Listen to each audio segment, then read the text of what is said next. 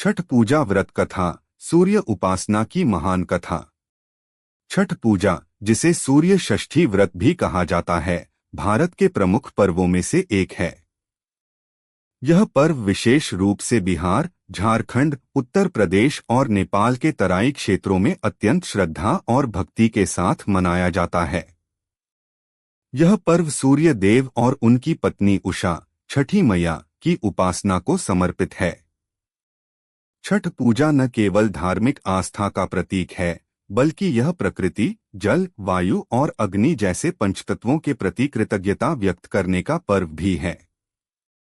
इस व्रत का संबंध हमारे प्राचीन वैदिक परंपराओं से जुड़ा हुआ है, जहां सूर्य की उपासना को सर्वोच्च माना गया है। छठ पूजा के माध्यम से व्रती सूर्य देव को अर्घ्य अर्पित कर अपने और परिवार के सुख, स्वास्थ्य, समृद्धि तथा दीर्घायु की कामना करते हैं। छठ पूजा की उत्पत्ति और ऐतिहासिक महत्व। छठ पूजा की परंपरा बहुत प्राचीन है। यह पर्व वैदिक काल से प्रचलित है। सूर्य उपासना का उल्लेख वेदों में स्पष्ट रूप से मिलता है। ऋग्वेद में सूर्य देव की उपासना के लिए कई मंत्र और सूक्तों का वर्णन किया गया है। सूर्य को प्रत्यक्ष देवता माना गया है क्योंकि वह प्रत्यक्ष दिखाई देते हैं और अपने प्रकाश से संपूर्ण सृष्टि को जीवन प्रदान करते हैं। छठ पूजा की शुरुआत के संबंध में अनेक कथाएं प्रचलित हैं। कुछ कथाएं पौराणिक हैं तो कुछ ऐतिहासिक।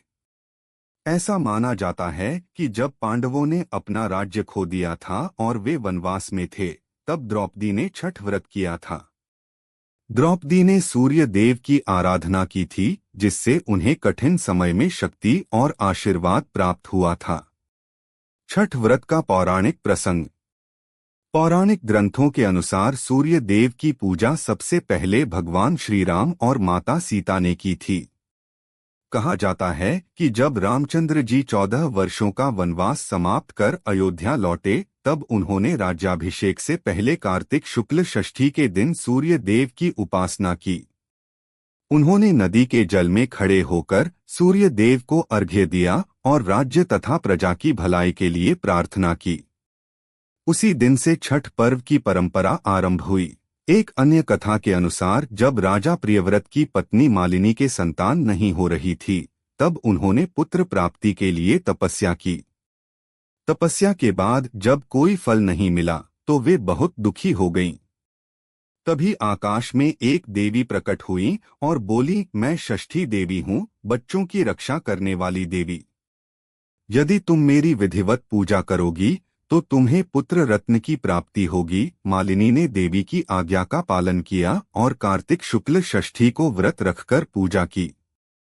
फलस्वरूप उन्हें एक सुंदर पुत्र की प्राप्ति हुई।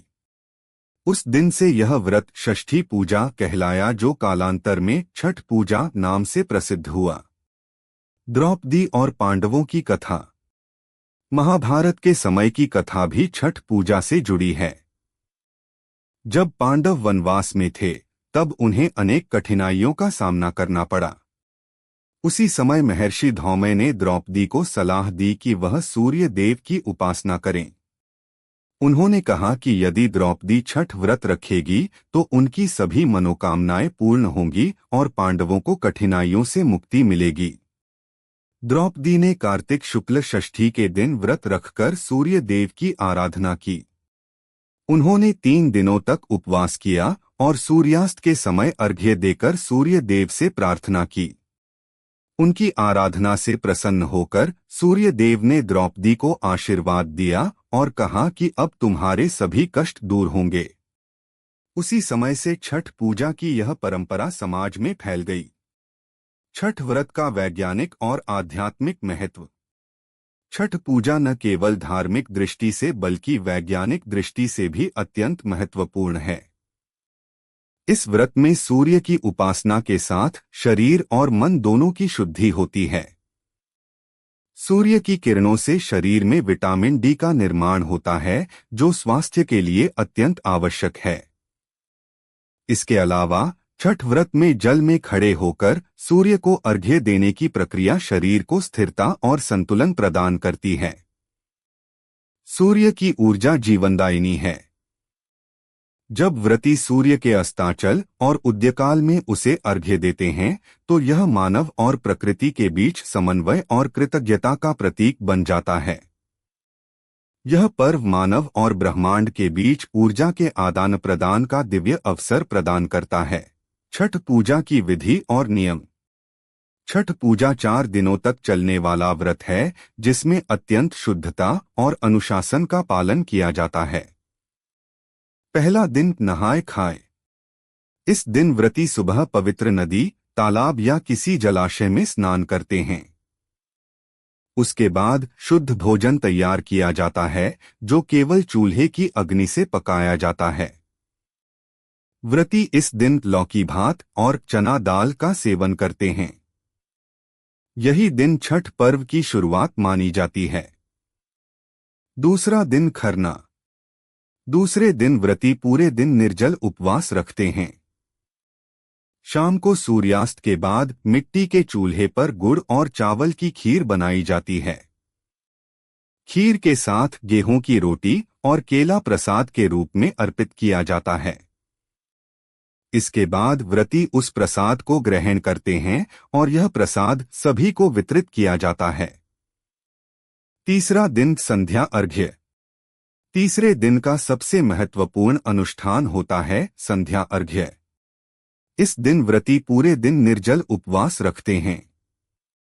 शाम को सूर्यास्त के समय गंगा या किसी पवित्र जलाशय के किनारे परिवार के लोग और श्रद्धालु एकत्रित होते हैं। डूबते सूर्य को अर्घ्य दिया जाता है। व्रती बांस की टोकरी में ठेकुआ, केला, नारियल, गन्ना और अन्य फल रखकर सूर्य देव को समर्पित करते हैं। चौथा दिन उषा अर्घ्य। अंतिम दिन सुबह सुबह उगते सूर्य को अर्घ्य दिया जाता है। यह समय अत्यंत शुभ माना जाता है। सूर्य को अर्घ्य देने के बाद व्रती अपने व्रत का समापन करते हैं और प्रसाद ग्रहण करते हैं। इसके बाद सभी लोग एक दूसरे को छठ की शुभकामनाएं देते हैं। छठ मैया की स्तुति और आस्था। छठ मैया को सूर्य देव की पत्नी उषा या षष्ठी देवी माना जाता है। भक्तजन उन्हें माता के रूप में पूजते हैं। ऐसा विश्वास है कि छठ मैया सच्चे मन से की गई प्रार्थना अवश्य सुनती हैं। जो भी व्यक्ति पूरे नियम, निष्ठा और आस्था से यह व्रत करता है, उसकी सभी मनोकामनाएं पूर्ण होती हैं। कहा जाता है कि छठ मैया केवल बाहरी शुद्धता नहीं, बल्कि मन की पवित्रता भी चाहती हैं। इसीलिए व्रती अपने घर को साफ सुथरा रखते हैं, भोजन में शुद्धता का विशेष ध्यान रखते हैं और अपने व्यवहार में सात्विकता बनाए रखते हैं। लोक आस्था और सामाजिक एकता। छठ पूजा केवल एक धार्मिक अनुष्ठान नहीं, बल्कि यह सामाजिक एकता का प्रतीक भी है। इस पर्व में सभी जाति, वर्ग और समुदाय के लोग मिलकर भाग लेते हैं। चाहे अमीर हो या गरीब, सभी लोग समान रूप से सूर्य देव के समक्ष झुकते हैं। यह पर्व समाज में समानता, एकता और सहयोग की भावना को बढ़ावा देता है। छठ पूजा के अवसर पर गांव शहरों में घाटों की सजावट की जाती है, लोग मिलकर साफ सफाई करते हैं। हर घर में उत्सव का माहौल रहता है। यह पर्व सच्चे अर्थों में लोक जीवन का जीवंत उत्सव बन जाता है। छठ पूजा और आधुनिक काल। आज के समय में भी छठ पूजा का महत्व कम नहीं हुआ है। महानगरों में भी लोग परंपरा को निभाने के लिए नदियों और कृत्रिम तालाबों पर अर्घ्य देते हैं। यह पर्व न केवल धार्मिक अनुष्ठान है, बल्कि यह भारतीय संस्कृति की गहराई और समृद्धि को दर्शाता है। यह पर्व पर्यावरण संरक्षण का संदेश भी देता है। सूर्य की उपासना और जल में अर्घ्य देने की परंपरा हमें प्रकृति के प्रति संवेदनशील बनाती है। जब हम सूर्य, जल और धरती को पूजते हैं, तब हम अप्रत्यक्ष रूप से प्रकृति के संरक्षण का संकल्प भी लेते हैं। छठ पूजा का निष्कर्ष। छठ पूजा एक ऐसा पर्व है जो तप, संयम, श्रद्धा और आत्मशुद्धि का अद्भुत संगम है।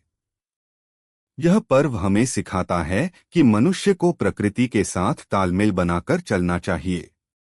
सूर्य देव के बिना जीवन की कल्पना असंभव है और छठ पूजा हमें इसी सत्य की याद दिलाती है। जो व्यक्ति सच्चे मन से छठ मैया की पूजा करता है, उसकी सभी इच्छाएं पूर्ण होती हैं।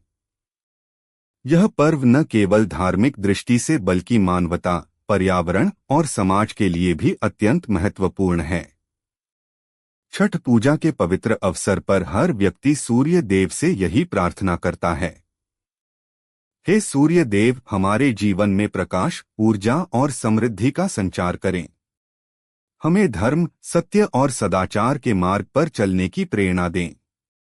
छठ मैया हमारे घर परिवार को सुख, शांति और समृद्धि से भर दें। मित्रों, यह वीडियो आपको कैसी लगी कृपया कमेंट करके जरूर बताएं और हमारे चैनल सनातन धर्म ज्ञान चैनल को सब्सक्राइब करें। कमेंट में जय छठी मैया लिखना ना भूलें और इस वीडियो को अपने तमाम दोस्तों में शेयर करें। मिलते हैं आपसे एक और ऐसे ही रोचक वीडियो के साथ। तब तक के लिए जय श्री कृष्णा। धन्यवाद।